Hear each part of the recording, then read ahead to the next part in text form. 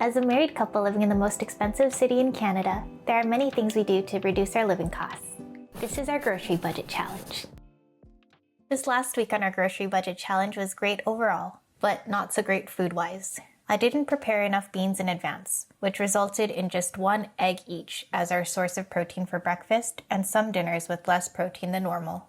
The beans I did prepare were plain and just cooked.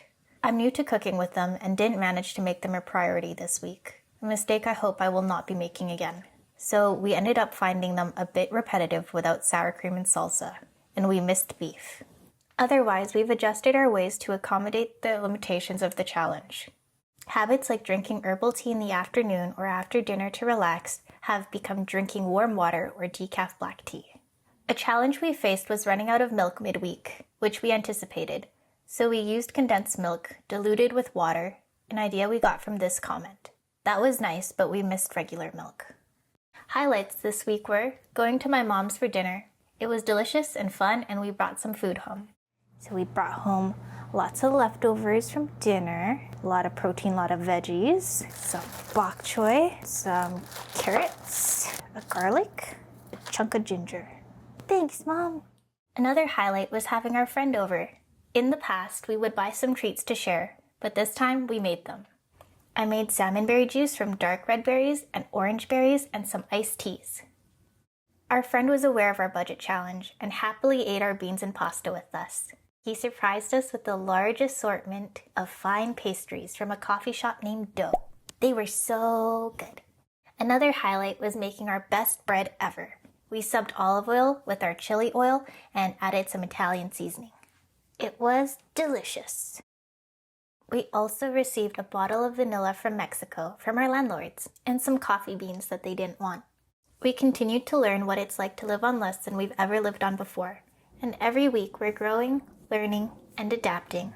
This past Saturday, we saw in the comments that Shoppers had 12 eggs for $2.99, so we went to check it out, but saw them priced at $3.79. We also saw Annie's macaroni on sale for $1.75 each, and we bought 3 for a total of $5.25. While we were out, we decided to check Kin's as well, and found 3 lemons for 99 cents. Let's see what's in the pantry this week. So we finished the sugar we had, and we put our sugar in this container. We still have more back there. We probably have approximately 5 pounds of sugar. I think we have around 10 pounds of flour. We still have, I think, probably around 15 or 16 pounds of rice. And we have this new addition thanks to our landlord of Mexican vanilla that we showed you guys earlier. We have the same amount of olive oil and the same amount of paper towels in our back stock. In this pantry, we have finished the black beans. We have half a bag of pinto beans, and I'm soaking all of the Great Northern beans. And we still have this many hot ones. Our peanut levels are right here. We've slowed down a lot on the herbal tea. We now have this giant bag of Starbucks coffee. Oh yeah, and we made some granola earlier in the week. We got some Annie's macaroni, and we have all of those up here. We used a little bit of pasta. We have this many oats, and we used another can of tuna. This is our ginger and garlic. Our honey levels have gone down. Our peanut butter levels have gone down. Actually, we meant to put this in the fridge. Maybe we'll do that now.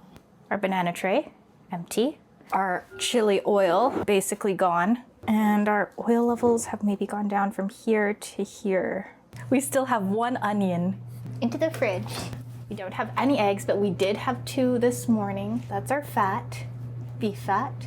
This is baked bread. Have a little bit of pickled carrots left, a few pickled onions left. We still have gochujang.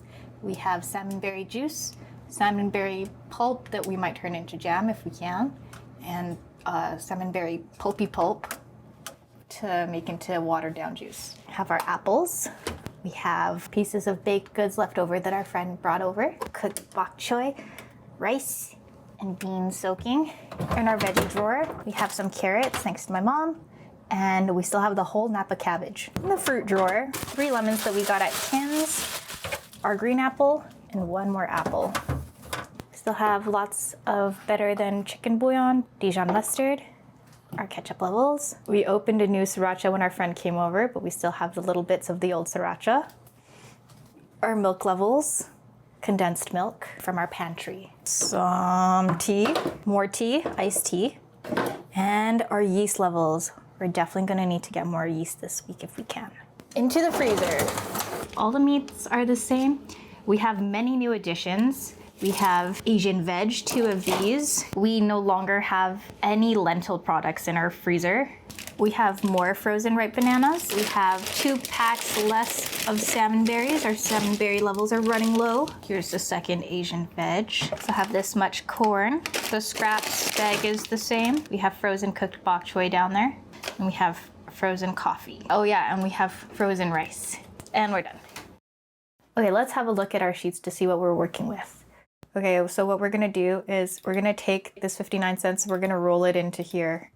I don't know if this will be the most efficient way to do everything, but it'll work. Okay, there we go. Okay, so January is done. So we're just gonna get rid of January.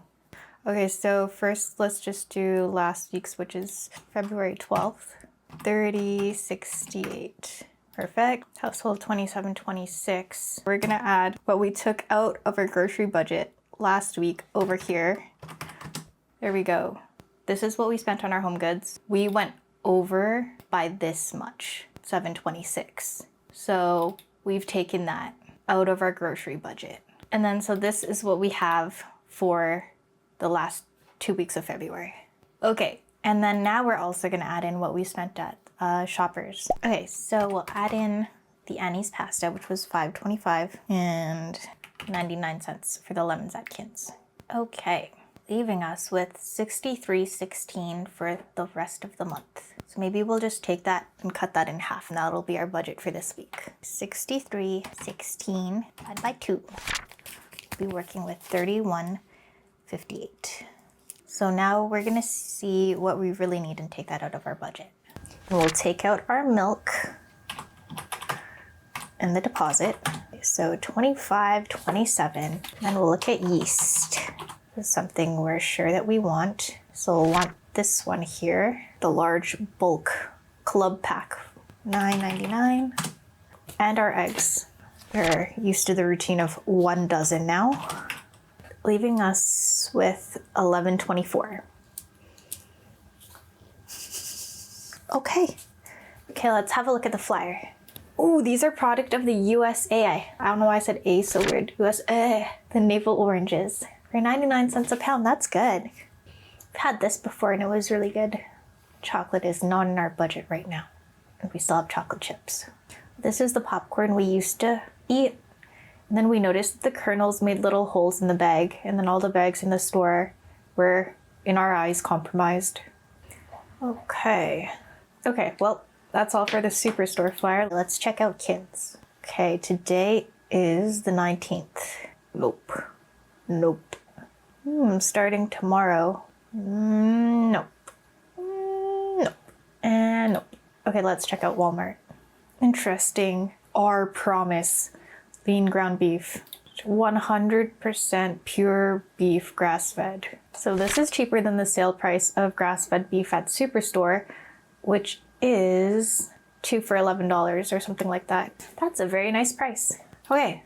Annie's pasta, $1.64. 11 cents cheaper than what we got it at. Heinz products for $1.50. Probably not gonna get pre-made stuff with what we're working with this week. Dairyland butter for $4.92. Okay, well that's that. Let's look quickly at the Safeway flyer. Ooh, $1.66 for our pasta sauce. It's convenient sometimes. It's a great price. Wow, the avocados are so expensive. Okay, let's look at things that we could really use. That would be fruits. Yep, just fruits. Okay. Does it get better than $1 per pound of oranges? And Walmart, looking like not. No. $15 for 25 pounds of onions. We can consider sour cream. Sour cream for $2.99. Oh wow, it's $5.26 for the grass-fed lean beef at Superstore as well. I guess they did the price matching. That's better because we know this brand. That's exciting. Nice. Well, I'm glad we looked. We used to get this, I think it was like 7, then 8, then 9, now 10. Okay. Oh yeah, we can look through my shop. That's what I was thinking. Things that we used to order. Okay, we'll just have it as an option. Yogurt for $2.49 from Superstore. So from 11.24, we will probably want 1 pound of beef. We definitely are gonna want some oranges. We're gonna want the pasta sauce. Maybe we do 1 pasta sauce. Then we don't have to go to Safeway. We'll just get 1 from Superstore. Pasta sauce. Wow, I feel like the rest could be for oranges. We get 4 pounds of oranges. We easily ate 5 pounds this week, and that was good. So 4 pounds of oranges. We can assume that'll be the rest of the budget. Okay, and that's that. Now that we have our list, let's shop. We went to Superstore and got roughly 3 pounds of oranges at 99 cents a pound. 1 600 milliliter jar of Parmesan pasta sauce for $1.66. 450 grams of quick rise yeast for $9.99. 1 pound of grass-fed lean ground beef for $5.26. A dozen extra large eggs for $4.04. A 4-liter jug of whole milk for $6.11, though there wasn't a price tag on display, for a total of $30.41. After we got back from shopping, we decided to make some bread and make a tutorial for you guys. We've added the link to the recipe I used in the comments and the description. You can follow along with it. Let's begin. Just gonna preheat the oven to 500. Then you're gonna wanna remove your jewelry and your watch. And I find it really helps to read the full write-up of every recipe because they have like really detailed write-ups nowadays. And there's a lot of details in there that will help you feel confident and execute the recipe properly. I myself use a little notebook where it's almost like studying for school. You know, you wanna make little notes so that you know how to do it better. So when you're doing it, it's easier. So we have a little tab here that says bread, and it's actually a pizza dough recipe, but it doubles as a bread dough recipe. What I love about this recipe is the measurements are really easy to remember. 1 cup of warm water, 2 to 2.5 cups of flour, 1 tablespoon of yeast, 1 tablespoon of sugar, and 1 tablespoon of oil, and 1 teaspoon of salt. First, we're going to proof our yeast. We're going to use warm, not hot water, and we're gonna put the sugar and the yeast in there for 5 minutes until bubbly. Next, you're gonna wanna put your cheat sheet somewhere that's easy to see all the time. Okay, so for the first step, we want some warm water. I personally boil water and mix it with cold water, but you can also microwave some water to make warm water. So I would put the water in, and with washed hands, I would dip my finger in to feel the temperature. Then you just touch it. It's a little bit warm, a little bit warmer than lukewarm. I would say it's passable, but I myself will just add a bit more boiling water, just a tad. So this is a skill that you'll develop over time. If you've never made bread before, just accept that the first loaf or the first crust may be not ideal, but it will be edible. So just keep at it. Persistence. Okay, from here, we're gonna transfer 1 cup into the bowl. So I'm using a 1/4 cup measurement here. It doesn't have to be exact. I know that sounds weird. I think if you're starting out, it's best to do it as exact as you can so you can adjust the recipe over time. But it's also a very forgiving recipe, so don't worry if you're not exact. So that was 1 cup. I personally like to add an extra 1/4 cup per double batch, but I'm not gonna do that. We're gonna make a single batch right here so that we can have the same recipe. From here, just refer back to our thing. Yes, 1 tablespoon. And I do the sugar first. I scoop it out. Maybe I should be more exact, but I'll just do it like that. And then I will take the yeast and I will dump it in the spoon. I will never dip the spoon into the yeast. Okay, so this is where mistakes can happen. So if you don't feel comfortable with this, I would say just use another spoon. But if you really want to avoid extra dishes, This is a method. This is close enough for me. Next, you'll want a whisk. If you don't have a whisk, you could use a fork. I much prefer the whisk. I think it's worth getting a whisk if you can afford it. And then I just aggressively whisk it. There's no rhyme or reason in my whisking. Your yeast might be more like little spheres rather than these little pellets. That's okay, just whisk it some more. There's a lot of people who know how to make bread very well. I'm not one of those people, but I make bread well enough in my family. So at this point, the sugar is almost melted and the yeast is pretty much melted in. So we'll just whisk it a little bit longer. And after whisking, I set the timer. Okay, let's check it. Oh, that's looking decent. There's not big granules of sugar down there. Okay, and we just set a 5-minute timer.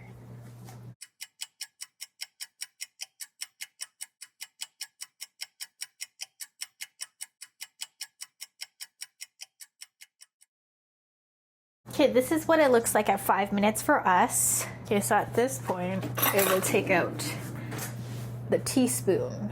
I personally like to sprinkle the salt around and then go in with the oil. I don't think it matters which way you do it. Just pour the salt out, not over the bowl, just in case it goes everywhere. And then I like to sprinkle it around.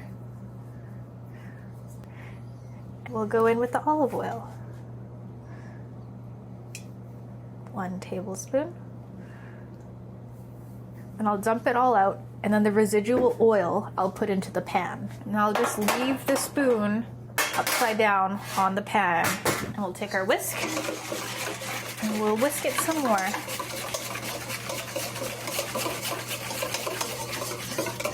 At this point in time, you can season it. And recently we used spicy oil, our chili oil, and some Italian seasoning, and it was the best bread we ever made. So we made that twice this week.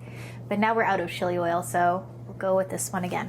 Okay, step 3, add flour, 2 cups. At this point, I will also grease the pan so that after I add the flour, I can just knead it, and then with my doughy hands, I can make the balls. Okay, so let's do that. That's good. We'll just use a bit and see. Oh, it looks good. And then we're just gonna take a tiny piece of paper towel and spread it around. Okay, so I like to take my bowl to the flour, as the flour is very heavy.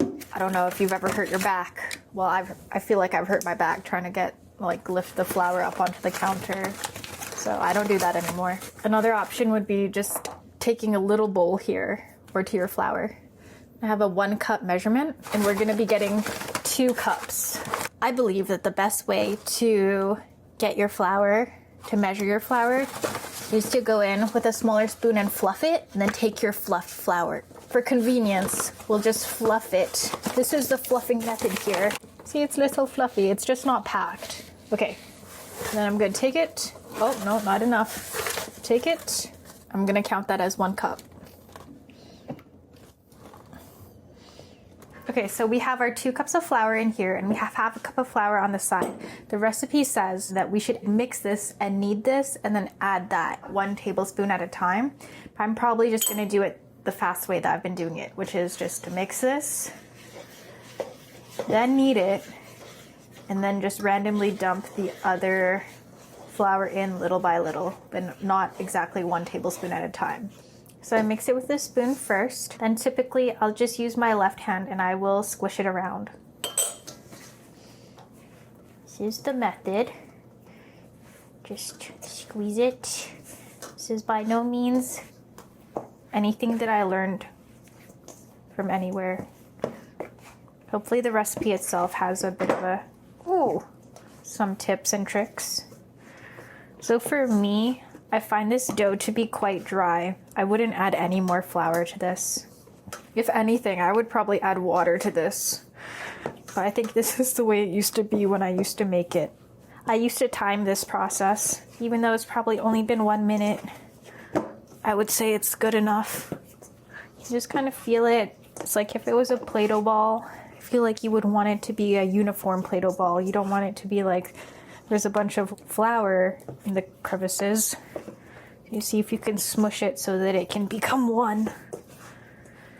But you don't want to overexert yourself. Or maybe you do, but I don't. So I would call this good. If you want to let it rise, you want to keep it close to the oven where it's warm and just put a damp cloth on top. I recommend that you let the bread rise if you have time to make softer bread. I often don't have time for that and end up making denser bread. So from here, say your dough looks like this, that's all right. Let's make our little balls from this. Oh yeah, I'm not gonna add the other flour, the extra half cup of flour, because I find this already to be the consistency of the dough that I'm looking for. You can experiment and you could add that flour. I've even made wetter doughs and I've enjoyed it. And I got that idea from watching pizza content on Instagram. Perhaps this is like really ugly dough to professional or semi-professional or hobby bread makers, but for me, this is acceptable dough. So I will just rip off balls. Ooh, I make the balls around the size of my hand. And then from here, this is how I make my buns. This is not a method I learned, but I just like pull it like that, and then it has like this bottom, and then I will just like twist the bottom gently, kind of like close it. I will put this bottom on the pan. And then let's do it again. Boop. Say you want to make a different shape. You can make an elongated bun. You could do one of these. Woo! It's pretty fun. I think this will do. We could just put that on there like that. Okay, what we'll do is we'll do another little bun, and then we'll do a pizza crust. Say you wanted to make a little pizza. I just squish it out with my thumbs. I squish the inside out towards the outside. Squish it, squish it, squish it, squish it. And then I'll try to get some weight on the bottom and see if I can like use gravity to have it pull itself. This one's too small for it to do that. This one, since we don't have cheese to make it into proper pizza, we're just gonna eat it like a pita. You can just see how it comes out. Oh, it's becoming stretchy and floppy. It's getting that stretch. It's good. You can feel it like pulling down a little bit. You could just have fun with it if you have time. And then you could just flop it right down. You could just put some sauce and some cheese and that'd be a little personal pizza. And next thing, you want to make sure your oven is at 500 degrees. If it's still preheating, I don't put it in. In the meantime, I'll show you how to clean. Oh, okay, it went off. Let's stick it in. Careful if it's on here when you grab your pan. It might be hot. Okay, anyway, here it goes. In and close. And now set a 10-minute timer. Okay, then say you had a bunch of dough on your hands. This is what I would do. You just like, I don't have a bunch on my hands. You would do this, get it all off your hands and into here, into your bowl. And then you could take all of that stuff and make a ball. And then you take the ball and then you can use it as an eraser. So you can throw away all this dough. This dough could clog your sink. So just do your best to use this eraser method and then throw it in the garbage. Okay, so the timer went off and we're gonna go and get our buns. Okay, yes, they look pretty cute. I normally make a double batch. It says in the recipe that every minute that passes at 500 degrees, like the buns or the pizza could burn. So do be mindful of that. I probably would have liked to take these out a little bit sooner. Because we normally do a double batch, it normally takes a little more time to cook through. But yeah, these should be good. They smell good. They look cute. I think we'll eat these and we'll enjoy them a lot. See you next week for an update.